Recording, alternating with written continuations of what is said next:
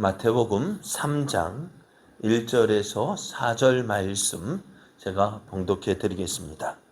그때 세례 요한이 이르러 유다 강야에서 전파하여 말하되 회개하라 천국이 가까이 왔느니라 하였으니 그는 선지자 이사야를 통하여 말씀하신 자라.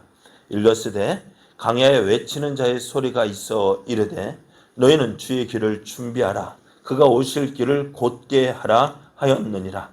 이 요한은 낙타털 옷을 입고 허리에 가죽띠를 띠고 음식은 메뚜기와 석청이었더라. 아멘. 할렐루야.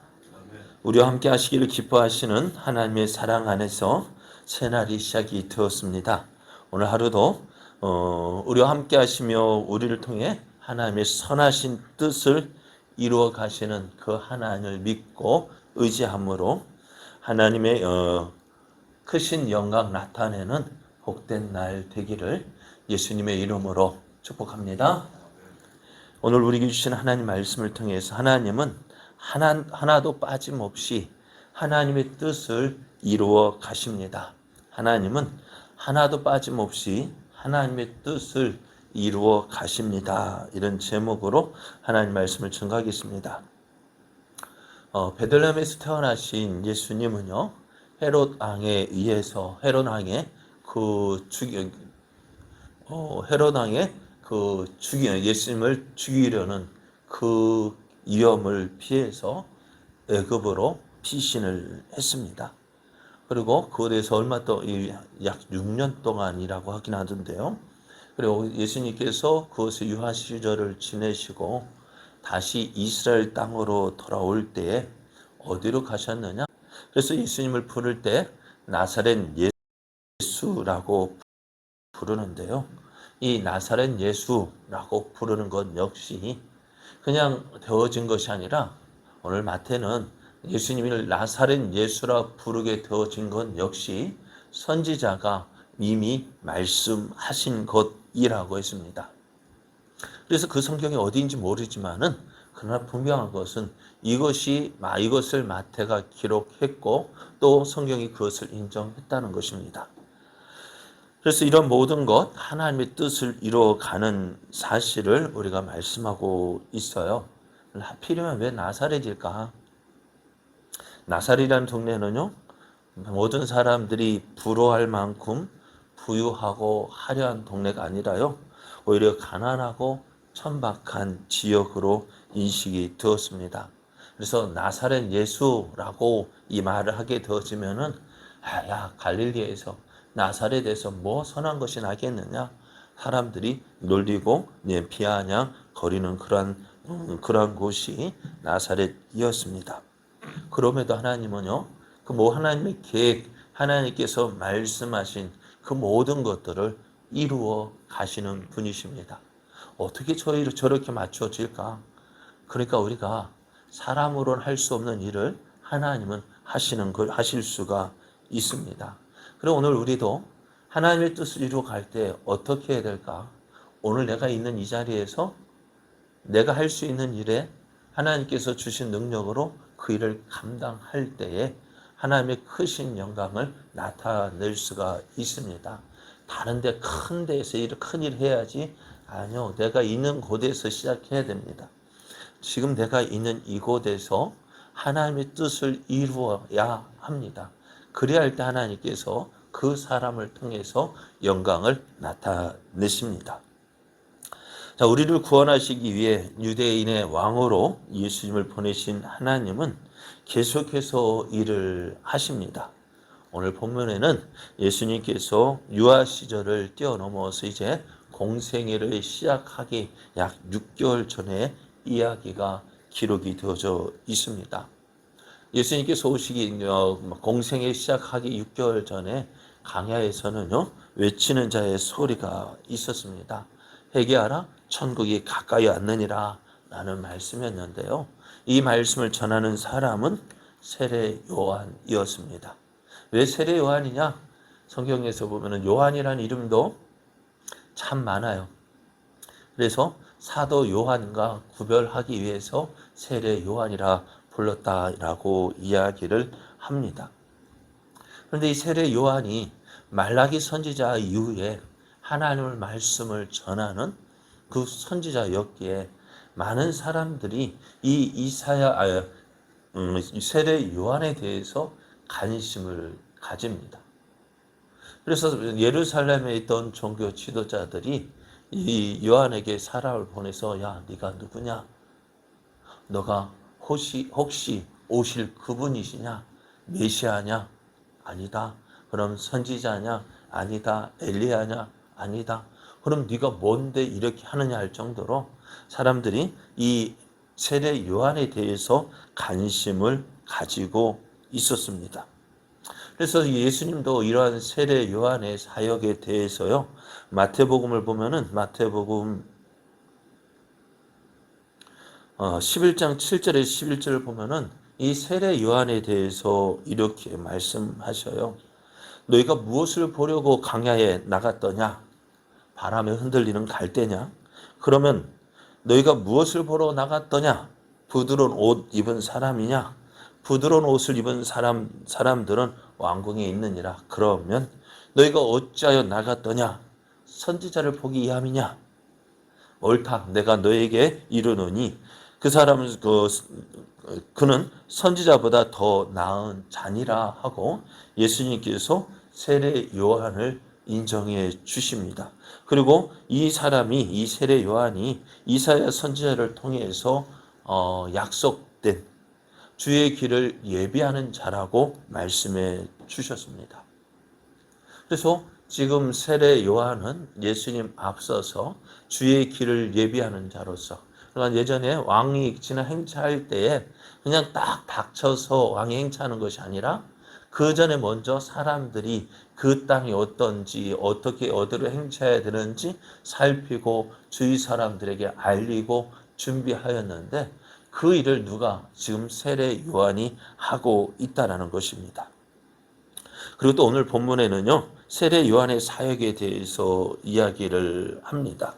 오늘 3절 말씀에 보면은 그는 선지자 이사야를 통하여 말씀하신 자라. 일러스되 광야에 외치는 자의 소리가 있으리되 너희는 주의 길을 준비하라. 그가 오실 길을 곧게 하라 하였느니라. 이렇게 세례 요한은 누굴? 예수님을 준비하는 자라고 소개하고 있고요. 그리고 또 그가 먹고 있는 그의 의복과 또 음식도 소개를 하는데요. 4절을 보면은 이 요한은 낙타털 옷을 입고 허리에 가죽띠를 띠고 음식은 메뚜기와 석청이었더라 했습니다.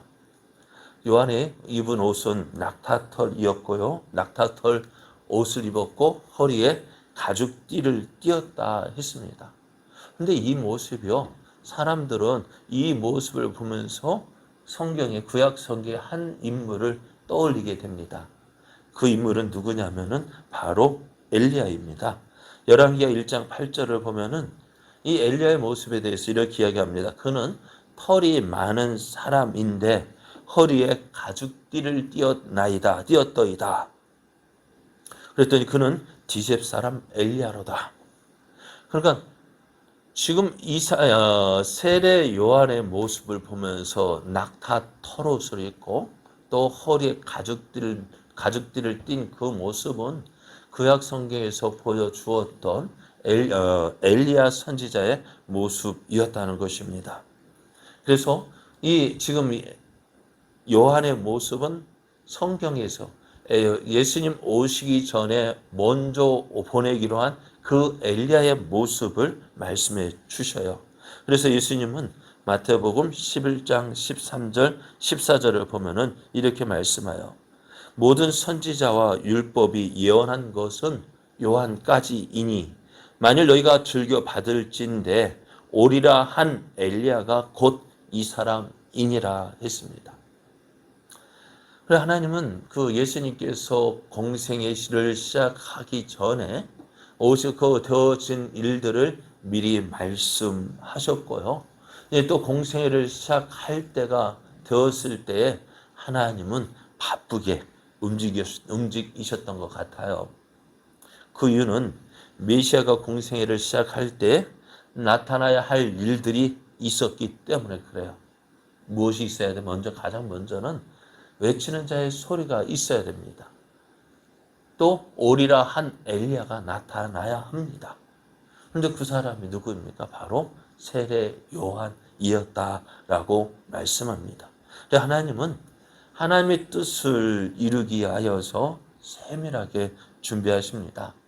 단 하나의 예언도 빠지지 않도록 철저하게 준비하셔서 죄인된 우리를 구원하기 위한 그 하나님의 계획이 실패하지 않게 하셨습니다. 그러나 예수님께서도 어때요? 이 구약 성경에 예언되어진 모든 말씀에 집중하신 거예요. 1000가지 중에서 999개 다 예언대로 이루어졌는데 한 가지 이루어지지 않으면 어떻게 될까요? 그냥 넘어갈 수 있을까요? 우리는 그냥 아이야 1000가지 중에서 999개 나왔는데 했는데 어떻게 해요?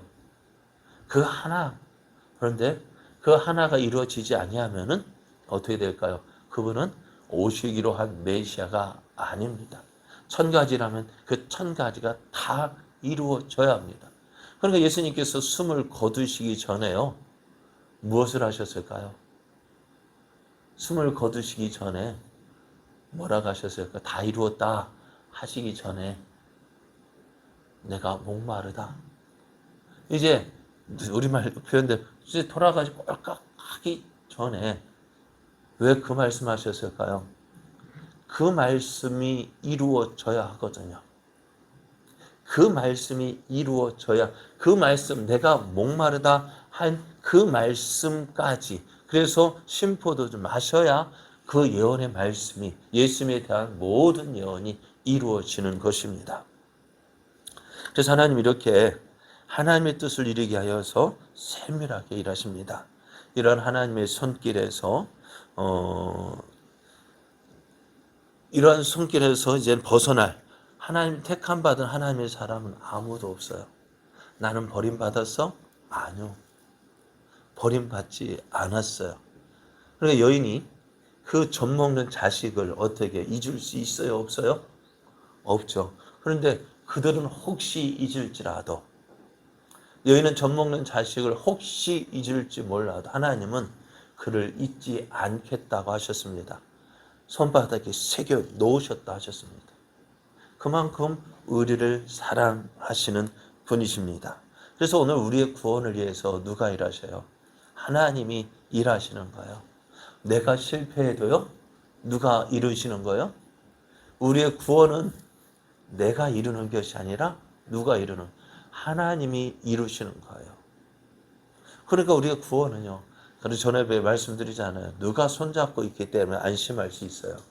내가 손잡고 있기 때문에 안심하는 것이 아니라 하나님이 나를 손잡고 있기 때문에 안심할 수가 있는 거예요.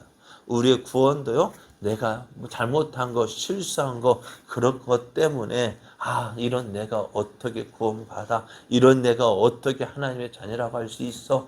그렇게 해서 나 자신을 자꾸 깎아내리고 너는 안 돼, 못해, 그런다 할지라도 하나님 어떻게 하신다고? 그럴지라도 그런 우리를 먼저 사랑하셨다고요. 실패할 거 아셔요. 우리 부족한 거 아셔요. 죄인이라는 거 아셔요. 하나님의 원수라는 거 아셔요. 그러면 뭐 더 어떻게 하라고요?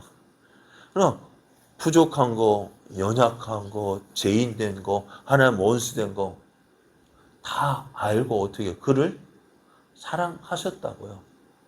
그러면은 그럴지라도 사랑했는데 그럼 우리는 어떻게 할까요? 하나님 사랑하는 마음이 있어요, 없어요?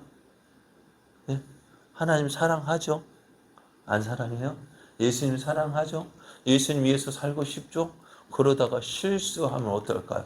넌 안 돼. 할까요? 아니요. 그것까지도 기뻐하시는 거예요. 이거 그래 나를 위해서 그렇게 하려고 했구나. 하나님 인정해 주시고 칭찬해 주시는 거예요. 오늘 하나님은 누구를 위해서 일하시냐? 우리를 위하여 일하십니다. 어쩌면 실수할 것도 알고 계시고요. 부족한 것도 알고 계시고 그렇게 우리를 사랑하고 계십니다. 그래서 오늘 우리는 우리를 위해서 일하시는 그 하나님을 믿고 그 하나님의 은혜 안에 온전히 거할 때에 기쁨이 있고 즐거움이 있습니다. 실수해도 괜찮아요. 네. 여러분, 실수해도 나는 못 참지만은 하나님은 괜찮다고 하셔요. 실수해도 괜찮고요. 잘못해도 하나님은 괜찮아요. 그것보다 더한 것도 참아주셨는데요. 안 그래요? 맞아요? 틀려요? 그래요. 오늘 나를 사랑하시는 하나님, 또 오늘 우리를 위해서 일하시는 그 하나님을 믿고요. 오늘 하나님, 내가 하나님과 함께 합니다. 주만 바라보고 주만 의지하고 믿음으로 나아감으로 주님이 주신 기쁨, 평안, 그 모든 것들을 누리는 복된 날 되시기를 예수님의 이름으로 축복합니다.